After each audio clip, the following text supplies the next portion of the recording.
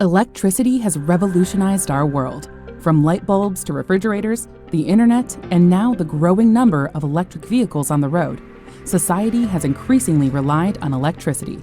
But it has come at a major cost to our planet. Today, our electric grid is mainly powered by old, outdated, and inefficient power plants that pollute the environment. While there's been a major push towards clean, renewable electricity, only about 20% of our grid is powered by these sources today. As we electrify more and more parts of our lives, the toll on the grid is only going to get worse. Some cities are already facing rolling blackouts in order to protect the grid. A new solution is needed, one where we move away from the old power plants toward a new dawn of distributed power generation. The time is now for a new way of producing electricity.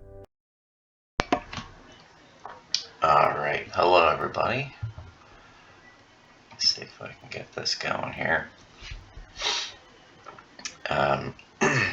So, welcome to my improved version of the Hyliion Deep Dive for long-term investors, where I go over everything that I know about Hyliion without massively overcomplicating things for you. So, let's go ahead and jump right into it.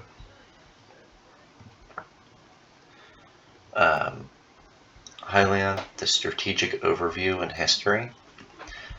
Hyliion, a SPAC merger with Tortoise Acquisition Group, launched publicly in October of 2020.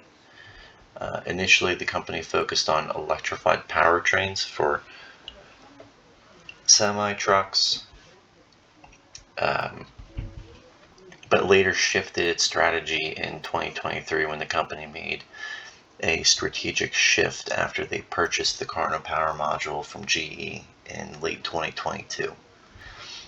At that point, they put the electrified truck powertrains on the back burner.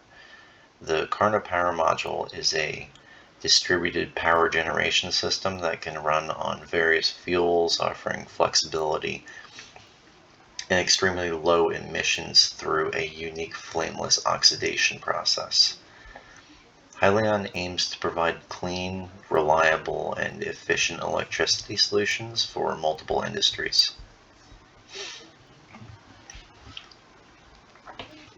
The Carno technology, core principles. Innovation at its core, the Carno generator represents a significant advancement in engineering design paired with modern technological solutions.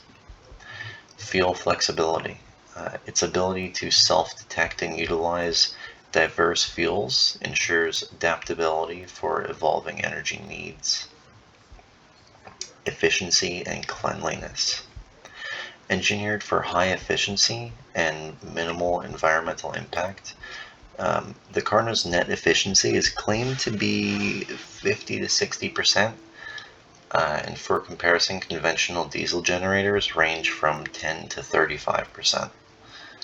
Residential natural gas generators between 20 and 30%, and regular gasoline generators net about 20 or less percent. So, modularity. Designed for scalable deployment, the 200 kilowatt Carno is their current flagship unit, and Hyliion has projected that the 2 megawatt generator is still in the engineering phase.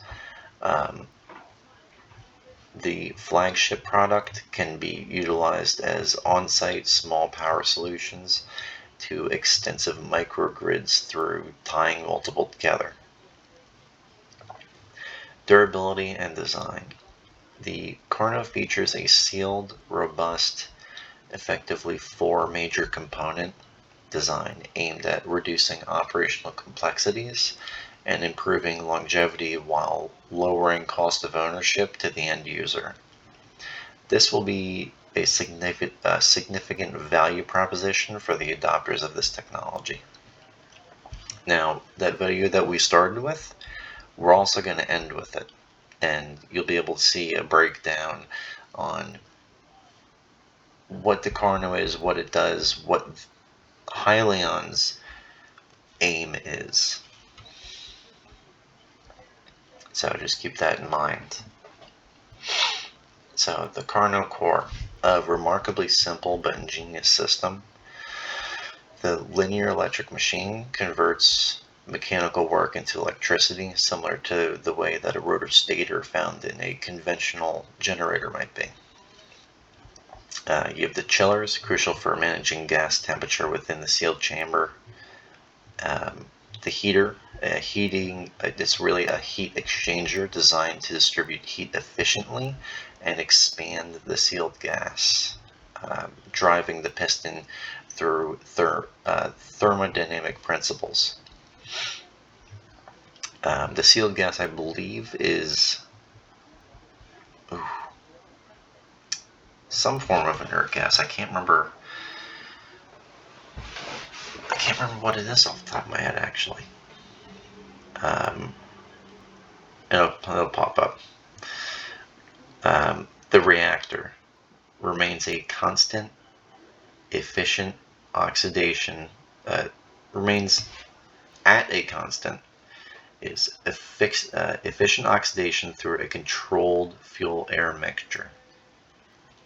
Now, I wanted to give a huge thanks to Rusty the Kid for providing some great informative spreadsheets. The one you see to the right here was the Carnot purchase back in September 2022.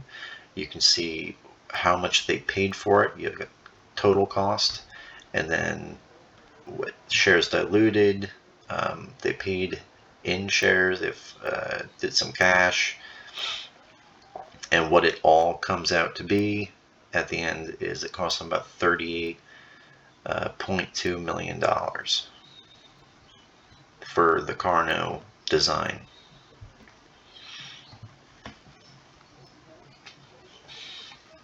So as you can see here on this slide, it gives a nice cutaway view of the Carnot, showing essentially how it is broken down.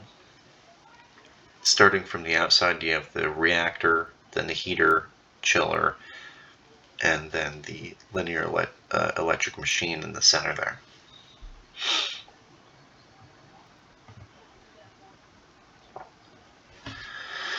So, some key mechanical considerations.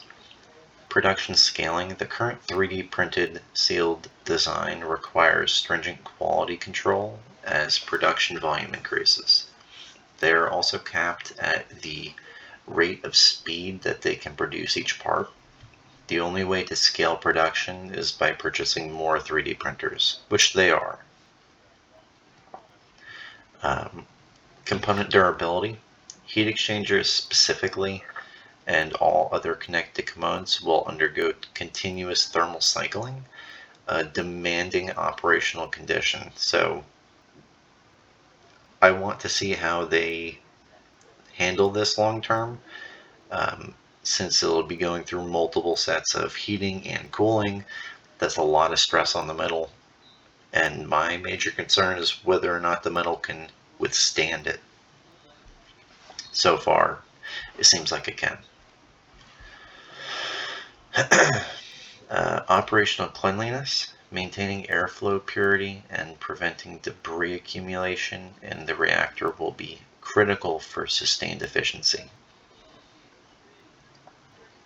And a key note to take into consideration, on October 29, 2025, the company released news that they had successfully operated a customer-owned Carnot unit for 100 days with zero mechanical downtime while operating it through multiple loads and startup and shutdown cycles.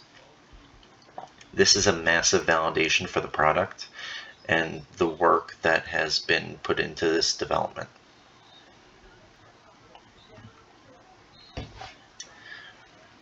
So, although letters of intent are not binding contracts and do not guarantee future profit, it is important to note that this shows interest in the company and in multiple fields.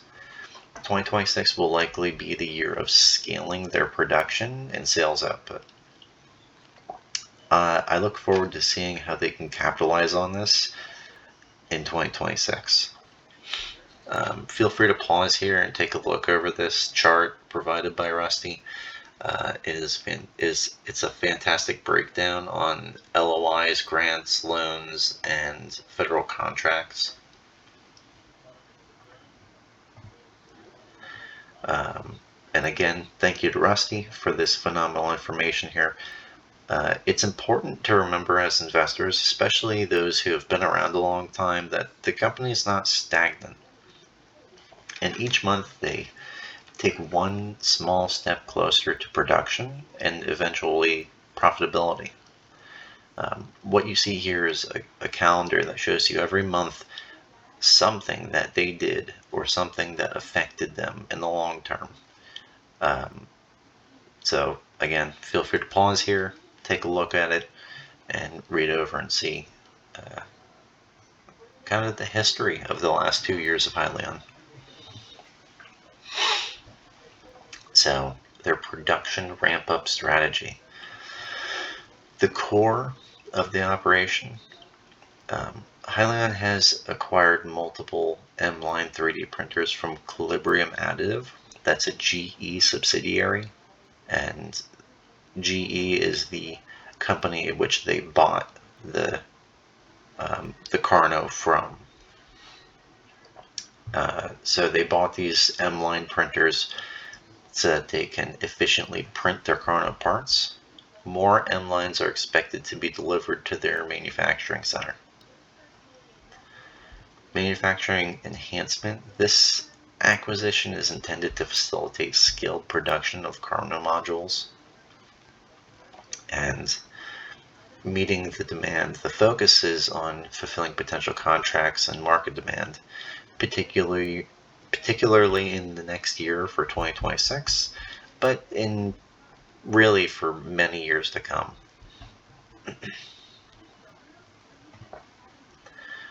So, market positioning and comparative advantages. Beyond traditional generators, the Carno power module operates akin to a small-scale power plant designed for continuous operation. The competitive landscape. Hyliion is positioned against emerging micronuclear reactors and existing renewable energy sources like wind and solar.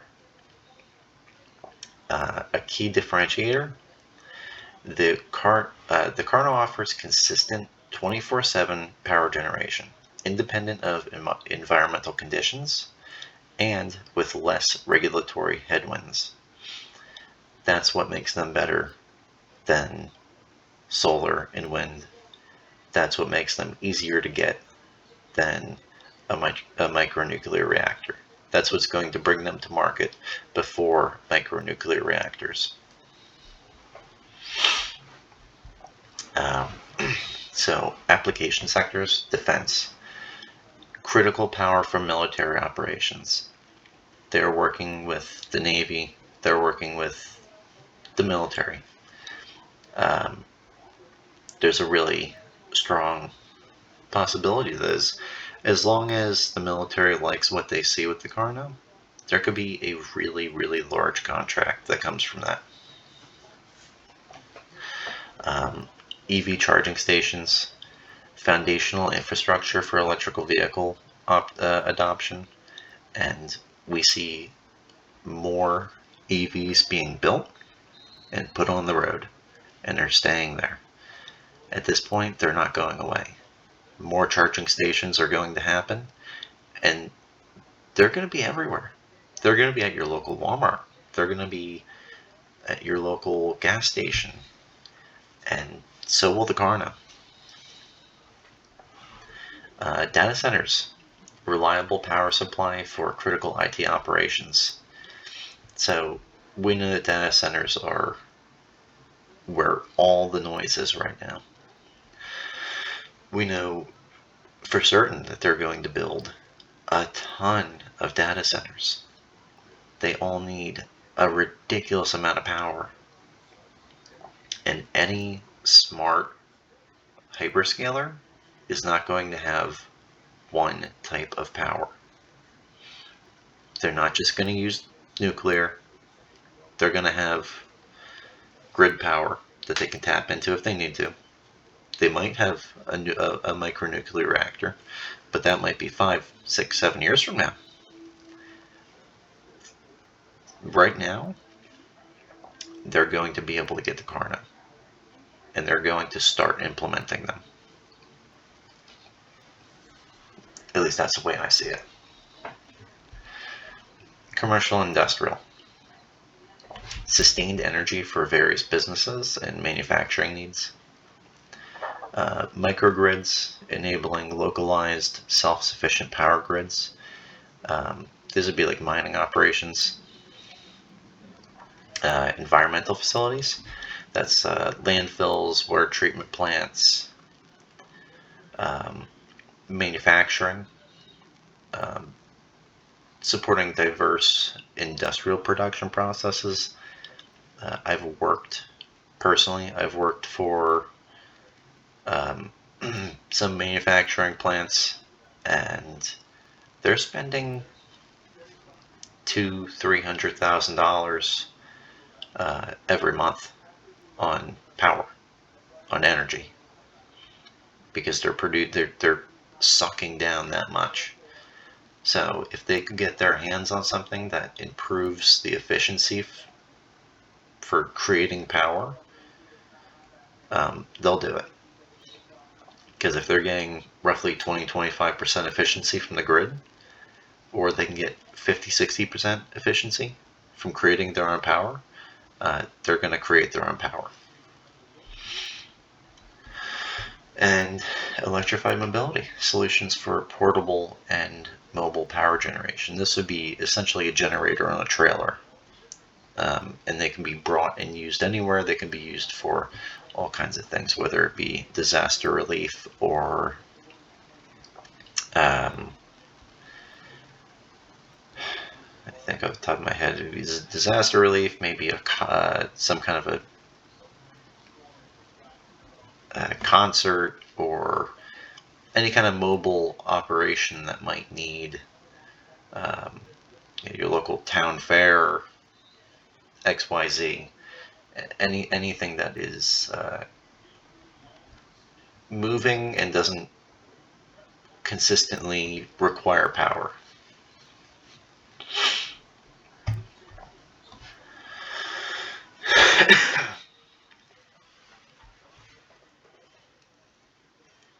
Okay. So, considerations for prospective investors. The bearish perspective. Any good investor should aim to view both sides of a company's thesis. Although I believe more strongly in the bull thesis, I believe the bear thesis, I keep the bear thesis in mind when evaluating a company. The company continues to operate at a net loss, which is typical for a technology company in its development phase, but necessitates careful management of its cash reserves. Long-term profitability is dependent on meeting the delayed 2026 commercialization targets. And that's a big deal. A lot of investor sentiment was lost when they pushed back their deployment for full commercialization. The projected timeline for full product sales has been pushed further out, and this has been accompanied by more conservative near-term revenue expectations. This suggests the market ramp-up may be slower than initially anticipated. It's hard to say. Now, again, it's somewhat speculative, but assuming that they're going to do really well is also somewhat speculative. So, given the ongoing cash burn and the significant distance to mass market production, adoption, and profitability, the current market valuation may be viewed as demanding a very high premium for future potential that carries substantial execution and technology risk. So that's the bearish perspective. Full transparency, I used AI so that I could kind of pull this together to get the opposite side of the argument. And it's really mostly things that I was already thinking about. There are things that are frightening, but there are things that are exciting. And if they can capitalize, if they can do what they need to do, then we're golden. But it comes down to whether or not management can actually capitalize on what they have here. So we'll find out in the next year. The financial overview. So all financials are pulled from Q2 2025. This is being recorded prior to Q2 or Q3 2025. Revenue, trailing 12 months, equates to about 4.8 million. However, the company as of Q2 has guided for 5 to 10 million in total revenue for 2025. Operational cash flow, trailing 12 month, is negative 47.35 million. They are not in production, not in growth mode yet, so this is something to keep an eye on as we move through 2026.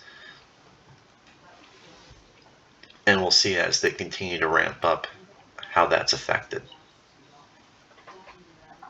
CapEx on a trailing 12 month, $20.04 million was spent on capital expenses.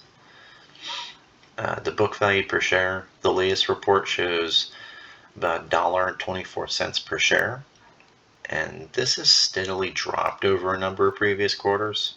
So this is definitely something to keep an eye on.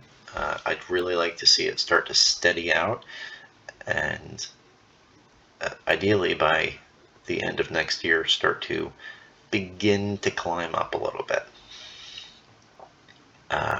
Shares outstanding have not moved really pretty much at all. They did a repurchase program last year and lowered their total diluted shares to 175 million. The last time they heavily diluted was in 2020. And honestly, unless this thing pumps ridiculously, I don't see them diluting.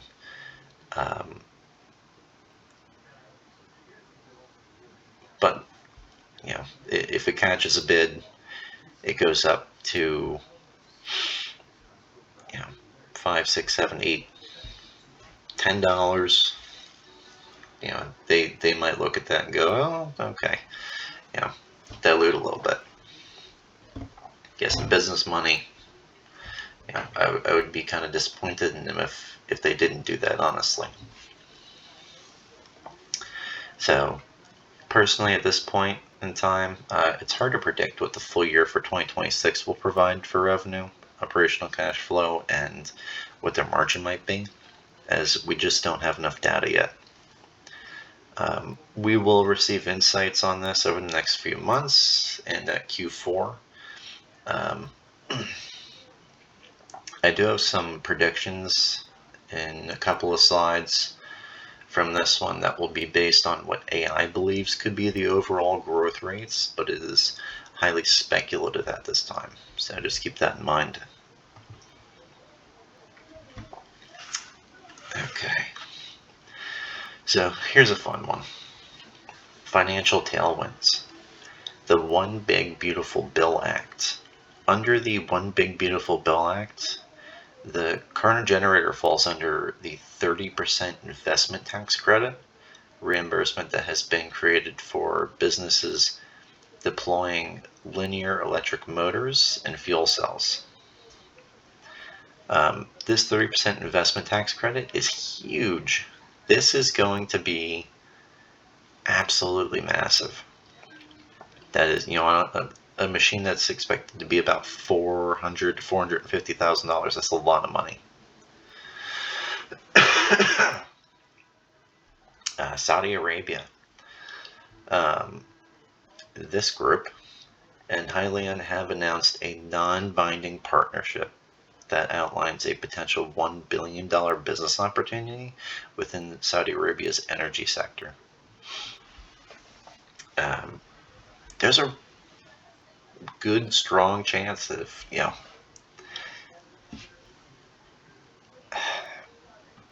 if this technology becomes loved, especially by Saudi Arabia, you are going to see a mass adoption.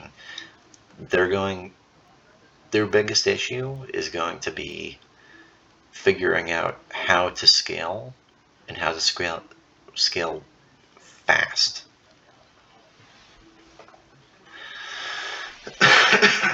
Now, in the United States, MMR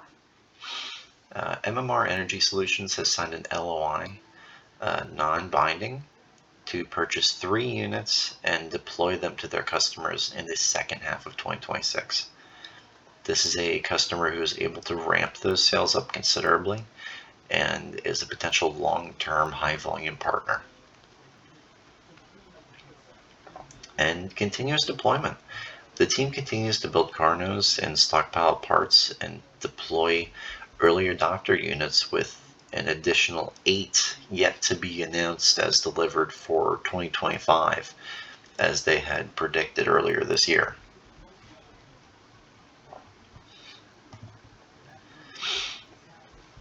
So, in order to make these projections, I had Google Gemini run an analytical report on a bull case potential for long-term year-over-year growth.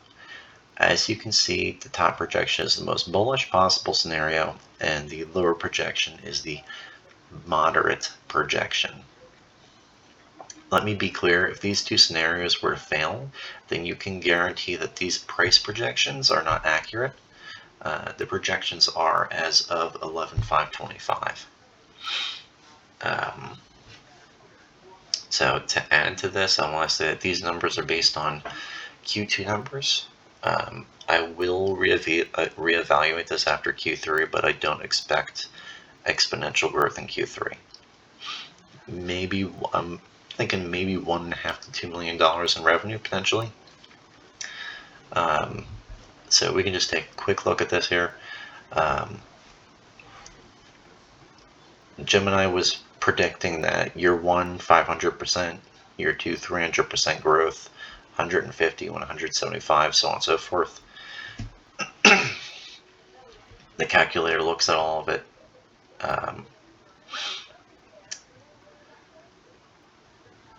You take your terminal growth, the WACC, and you get your most bullish, which would be 1454, would be what the company would potentially currently be worth, to a low of 474 potentially could be worth. But if that's the case,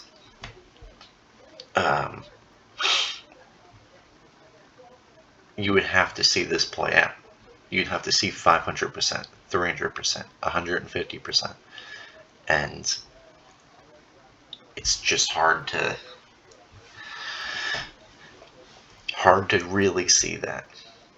So we go down to something that's a little more conservative than that, but still really up there. 300% revenue growth. Now, the only reason I believe this is possible is because right now they're trailing 12-month revenue is 4.8 million. So, you're looking at like 15 million in revenue next year. Like, that's possible. So we'll see. And then that would be like roughly your range of what would be correct at this time, which is roughly where we fall. So the market is essentially pricing in that next year they're going to do really well, and they might do phenomenally. So we'll see what happens.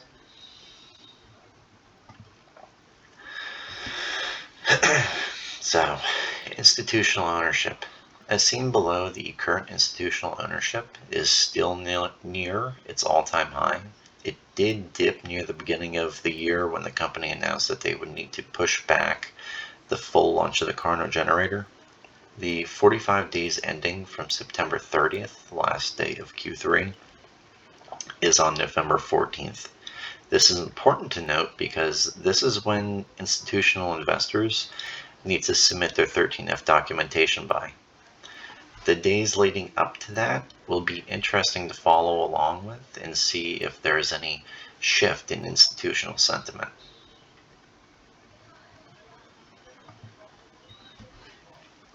So, governance and potential economic impact. So, the challenge: the US faces rapidly growing electricity demand and an aging grid vulnerable to disruptions. Hyliion's solution is the Carno generator, with operating with 20 different fuels.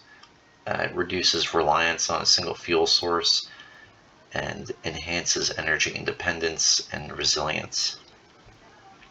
It's applicable against various sectors. The modules for them can be stacked to meet diverse power demands, and it enables localized power, considerably reducing strain on the central grid. So why is it important? The average age of the US electrical grid components are approximately 40 years old. Over 70% of power lines are over 25 years old. The life expectancy for power lines is roughly 50, where the useful life expectancy of a transformer is 20 to 30 years. The age of large transformers in the US is 40 on average, vastly exceeding their designed useful life. Power generation plants average over 30 years old in the US, and the assumed useful life of nuclear plants was designed for 30 to 40 years.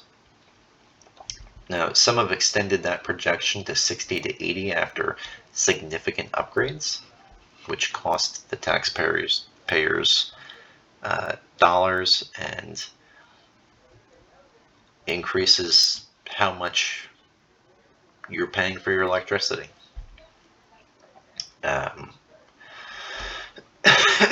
And combined cycle plants, which is typically run on natural gas, have a use life designed for 25 to 30 years, but they aim to operate for 40 to 45 years with a strict maintenance plan, because we all know strict maintenance plans work really well. Looking at the future, each year that passes, we are at exponentially higher risk of breakdowns and inevitable power outages.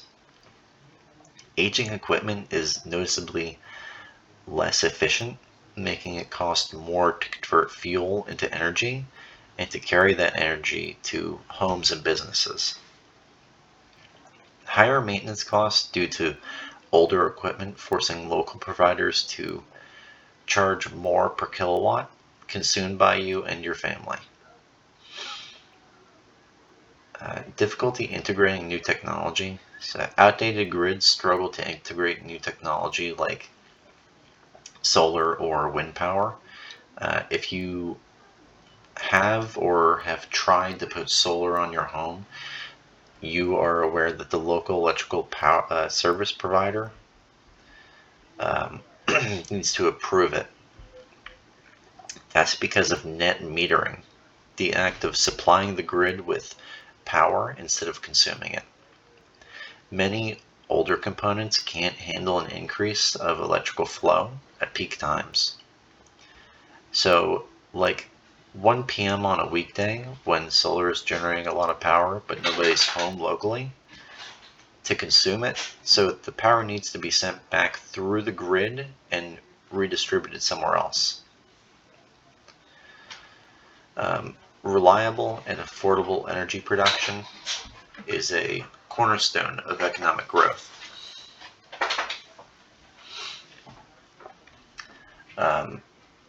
fueling industries, creating jobs, and establishing infrastructure development.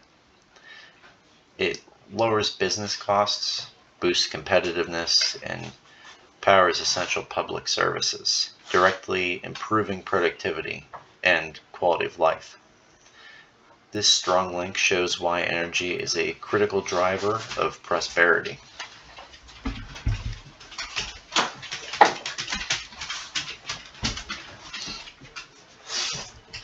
Hey, Rusty.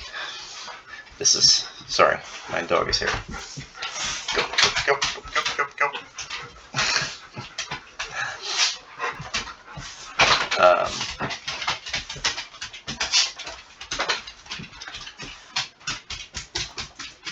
Hyliion receives the EPA confirmation on KARNO, the power module regulatory pathway.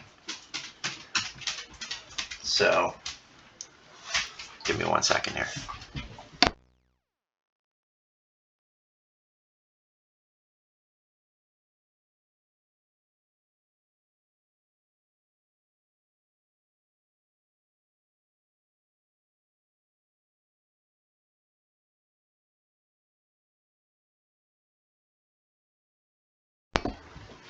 Sorry about that. So, in a recent announcement, the EPA stated that it is getting out of the way of new innovative technology that will strengthen economic, national, and energy security. These generators have the ability to power data centers, the electric grid, and military installations. As these generators fall outside the scope of the EPA's engine standards, they can be deployed without triggering additional permitting requirements.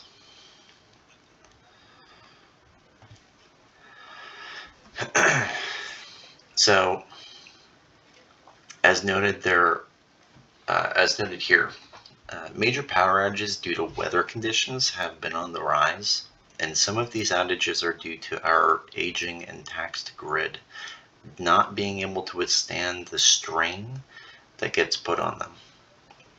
In the long term, having a decentralized system of electrical production nodes, aka the KARNO, would make the overall grid stronger and considerably less affected by acts of God or purposeful potential attacks. Now, lastly, as a general disclosure, this content is for informational purposes only and does not constitute investment advice. If you need investment advice, find an advisor. Prospective investors should conduct their own comprehensive research. And thank you for making it this far into the video. One final note, I wanted to plug that I am an affiliate of the Stock Trades platform.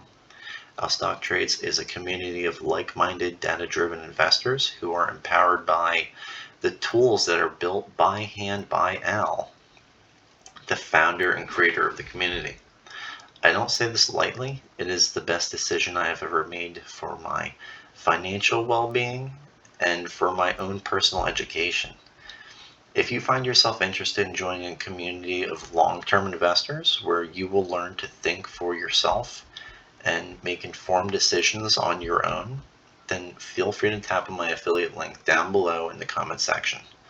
If you want to learn more about that community, you can search alstocktrades.com and discover how he has accumulated over 2.5 billion outputs of institutionally graded data that is accessible to you from your computer or your smartphone. I'll see you there. Also, I'm going to finish up by finishing up this video because this is a great video. Introducing the KARNO generator, a groundbreaking, scalable system named after the KARNO cycle, which is the most efficient way to convert heat into work. Its game-changing architecture is capable of operating on numerous clean and renewable fuels, and can create electricity at an efficiency that rivals some of today's modern power plants.